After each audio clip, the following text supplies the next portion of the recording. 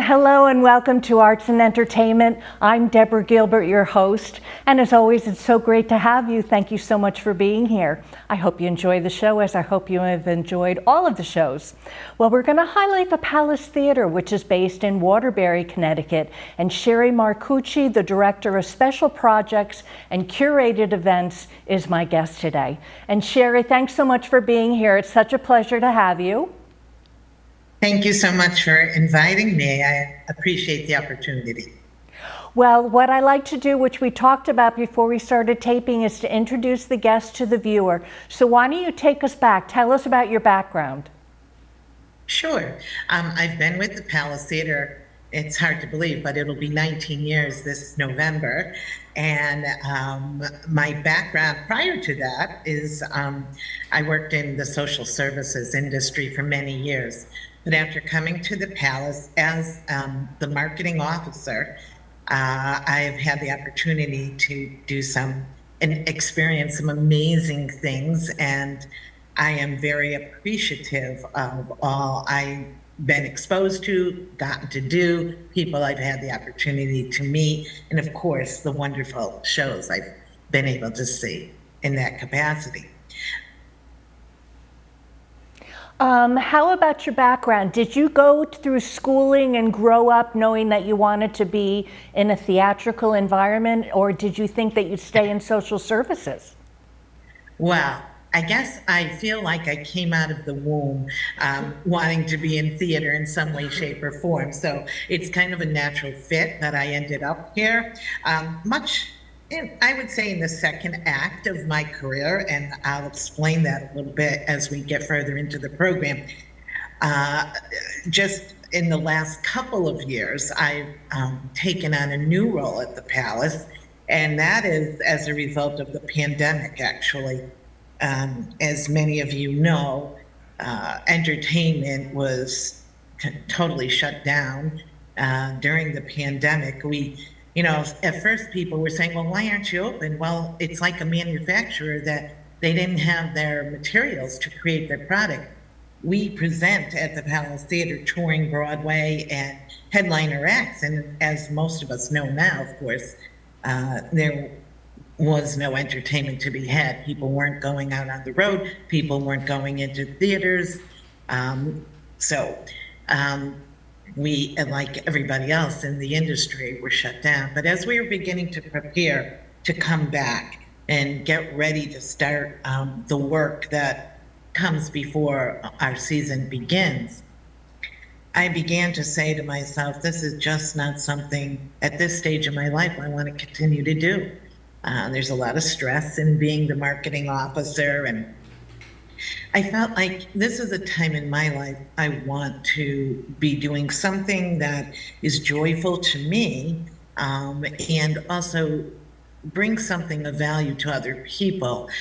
So I had an idea in my head, and actually I should step back a little bit, because 2 years prior to the pandemic, almost 2 years, I actually launched something that had nothing to do with marketing, but that my boss, our CEO at the Palace Theater, Frank Tavera, was very open to my doing, in addition to the duties I had as the marketing officer. So I launched a program called Second Act.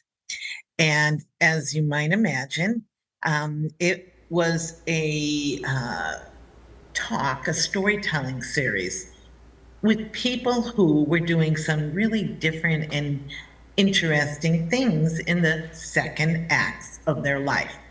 And so that became quite successful, actually. And so even during the pandemic, we were able to continue that series through the technology that we're enjoying today with Zoom. And so, as I said, beginning to prepare to come back after the pandemic and reopen, I said, I don't want to do what I was doing. I wanted to do something else. So I had this idea to expand on the programs in our small spaces. So I presented that to my boss. I said, I don't want to do what I'm doing anymore. He said, what? I said, no, but I have an idea. And so he liked the idea of creating some curated programs that would be presented in those small spaces within the theater. So not on the main stage. After all, we're a 2,600 seat theater. So you've got to have some really, good things that would draw that kind of a crowd. But I wanted to do something for our Polite Club, something for perhaps our orchestra bar lobby, which holds about 150 people. And we've even done things, a few things in our upper orchestra area that holds about 500 folks. So anyway, with the board's blessing, that's what I launched 2 years ago. And now we have undertaken something really exciting with these programs. We've put it all under one umbrella, and we're calling it the Spotlight Series.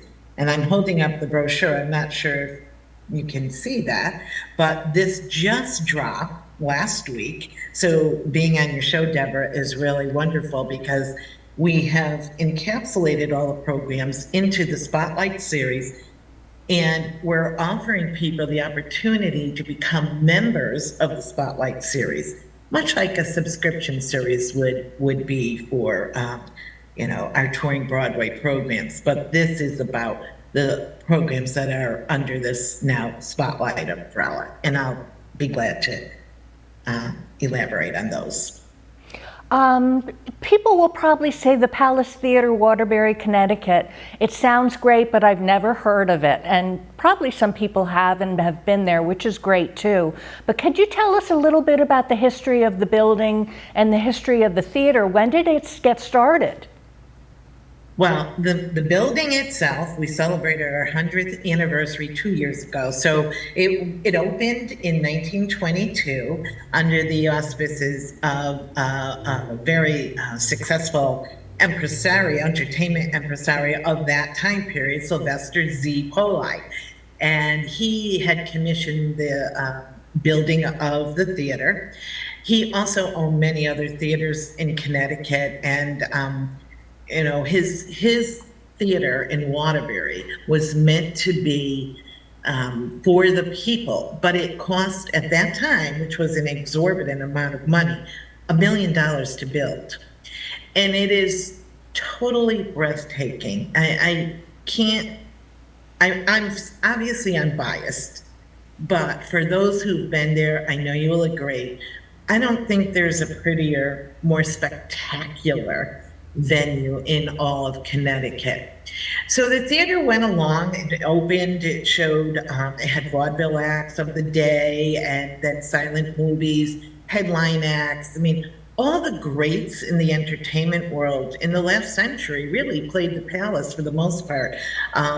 We went through a period in the 70s and 80s where I like to call it was the Rock Palace, because all those really, all the groups that were coming up during that time period played the Palace. With the exception of the Beatles and the Rolling Stones, I think all the great rock musicians played at the Palace Theater in Waterbury, Connecticut.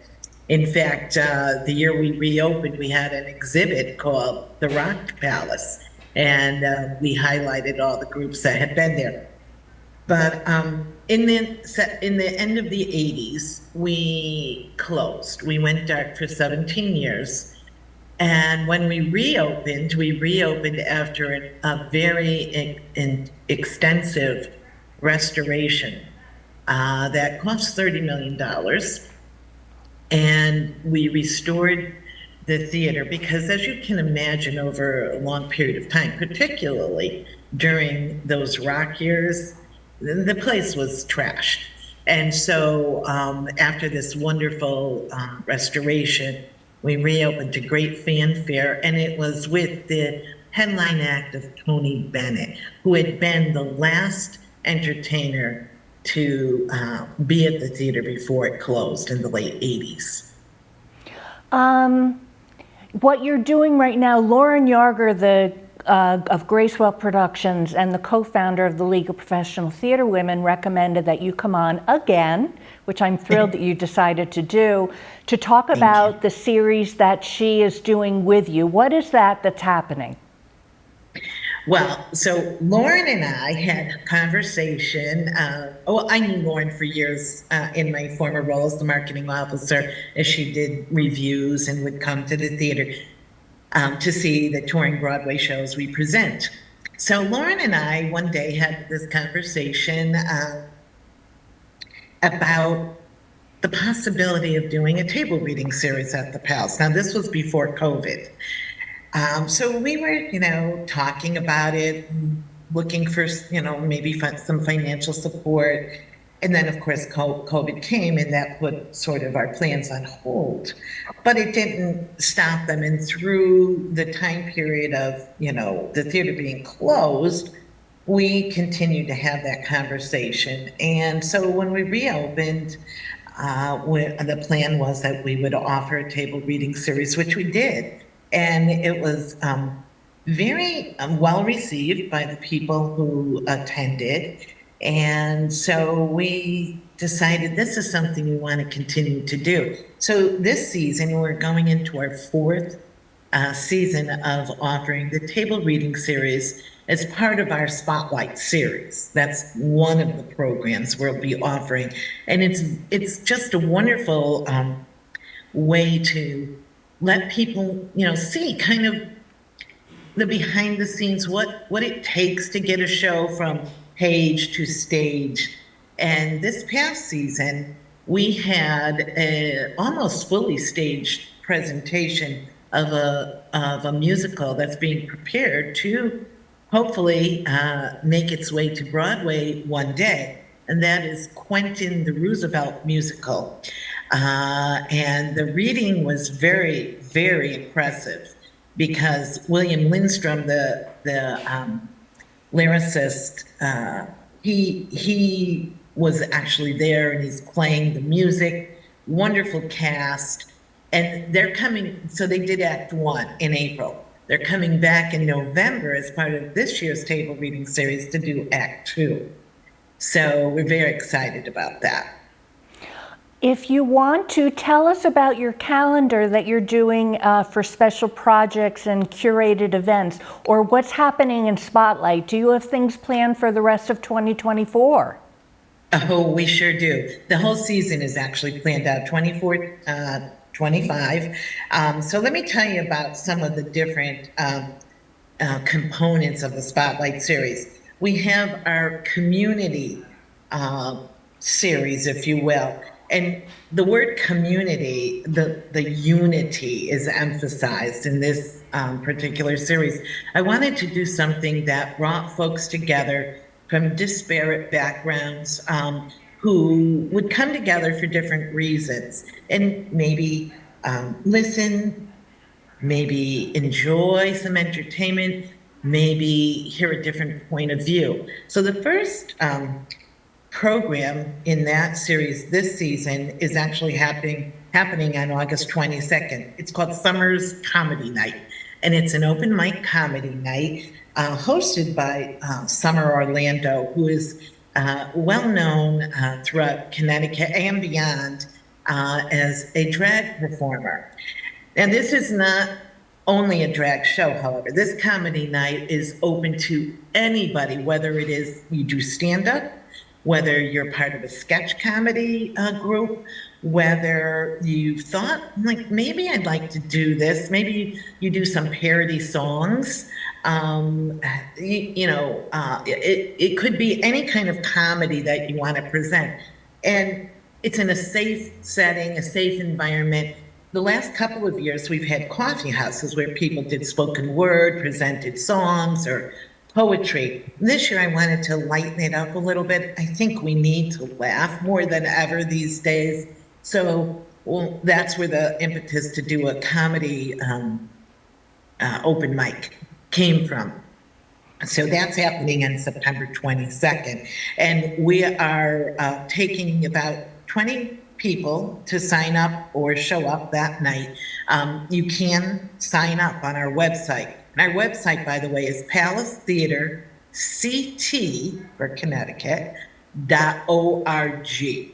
So if you're interested and you click on the side, look for Polite Club programs, and click on that and scroll through, and you'll find the sign up for the summer's comedy night. If you're funny or think you're funny, maybe this is the chance to, as I said, try something out, try something new in a safe setting. In the coffee houses over the last two summers, I meant to say this, I was blown away by how supportive the audience and the other presenters were to one another. It's just an awesome environment. So if you say, oh, I'd like to do it, but gee, I don't know, what if people don't laugh? Come, sign up, come. You'll be glad you did. Another one of the programs, and this is not until March of 2025, it's a Saturday, March 25th, we have a program called Tragedy to Triumph, Her Stories of Hope. And I put together a panel of women, Lauren Yarger from Gracewell Productions is one of them, but a panel of women who have been through some serious tragic circumstances in their life and how they've overcome. And it'll be the MC, if you will be Randy Kay, who herself, she's an author, a media personality, an actor, but she's also had some tragedy in her life and written a book about it, about her son. So she'll be moderating that event. It's a half-day event. We'll have lunch together, really a worthwhile event for women. And this is being presented during Women's History Month. So very excited about that. And then a yet to be determined, actually the content, but we're doing a Juneteenth event on Juneteenth in 2025. So that's under our community series, which I have to say is funded in part by the Connecticut Community Foundation. And I'm very, very thankful for their support. And Sherry, if I could just interrupt for a second, we're going to take a break right now. I'm Deborah Gilbert. You're tuned into Arts and Entertainment. We'll be right back. If I could go back and change it all, I would. I think I'm gonna miss you the most. I'm sorry. I'm so sorry. I'm so sorry. Maybe it's just the little moments. If I could go back and change it all, if I could go back, I would. But I can't.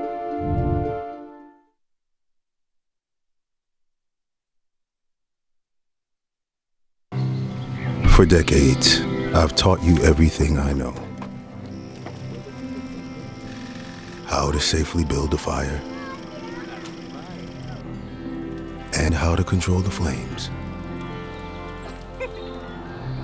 But I can only teach wildfire prevention. Only you can prevent wildfires.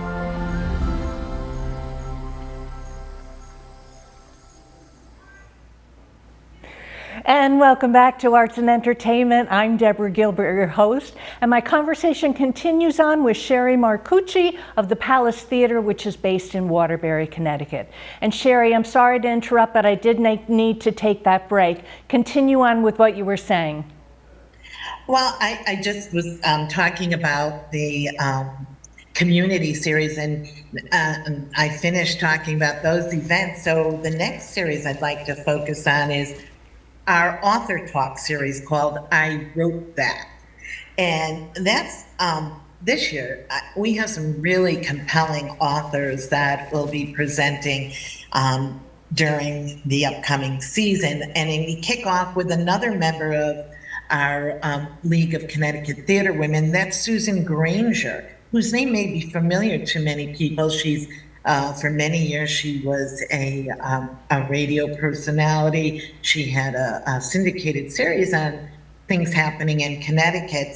But Susan's also an author, and she has written a book called 150 Timeless Movies. If you don't know Susan, Her background, she grew up in Hollywood. Her dad and stepdad were in the industry, movie industry. So she herself, as a child, did some acting as a child actress. So she has some great insights and background information. You won't want to miss that. And that is coming up on September 7th, so quickly. By the way, all the things I'm talking about are up on our website, so you can certainly click on and get more information. And I do want to mention that we've branded this now under our Spotlight series umbrella, and you can become a member. And for $50, you can become a member and get tickets to 4 events. You pick which ones you want. You can see more information about that on our website. Quite a deal for the educational, inspirational, aspirational presentations that we have put together. In November, I'm really excited about this, very excited. We have the author Fiona Davis coming to do a presentation. Now, if you're a fan of historical fiction, you may know the name Fiona Davis. She has authored many books, The Doll's House, The Address, The Lines of Fifth Avenue. And one of her books, The Spectacular, I read last summer. And that book is takes place set in the 1950s, about a woman who becomes a Radio City Music Hall rockette. But what really was compelling for me is that a plot device she uses adds Waterbury, Connecticut, and a significant event and person, more notorious than anything, as part of the novel. And when I read that, I saw that she was doing an appearance in Connecticut last year. I reached out to her and I said, would you ever consider coming to the Palace Theater in Waterbury, Connecticut? Because, as I said, the plot twist has a setting in Waterbury, the character from Waterbury. So she immediately said yes. She was very gracious. So excited that she's coming. And this will be moderated by Charles Monaghan. Now, many people, certainly in Greater Waterbury, know Charlie Monaghan, great guy. He's also an author of some historical fiction as well as some other works, but he also authored or wrote the musical The Mad Bomber. George Metesky was known as the Mad Bomber. So I'm giving you a little hint. Don't want to spoil the fun of Fiona Davis's book, The Spectacular. But in that event, we'll include a luncheon and a chance, and it's optional. You don't have to purchase the luncheon, but if you want to spend part of the afternoon with Fiona in a more intimate setting, having lunch, and then hear her presentation. So that's November 2nd. Then we have Maria Sanchez. And if you're from the Greater Waterbury area, you know Maria. Sweet Maria. She has a eponymous bakery called Sweet Maria's, and she's written many cookbooks, and she's delightful. And so we've planned this right before the holidays. It's also in November, early November as well, November 6th. And you might get some tips to help your holiday baking or buy one of her cookbooks. That will certainly be a help. I know I have several of her cookbooks myself, and her cookie cookbook and her cake cookbook I use all the time. So that's coming up. And then in February, on February 4th, we have a gentleman named Chris Belden. I met him at a book fair at the Woodbury Library, actually, and he has written a book called Closer to Freedom, Poetry and Prose from Maximum Security. And actually, it's a book with writings from people who have been in prison or who are still in prison. He's going to come and present along with a couple of people that have worked with inmates to develop some theater while they're in prison. And he's also going to get a couple people who have pieces in this book, but who are no longer incarcerated. So I'm really excited about that. And again, the purpose of the Spotlight series is to bring people into the building, into the palace, bring them together to experience things they might not ordinarily experience. I don't know about you, but I've never spoken to a person who's been incarcerated.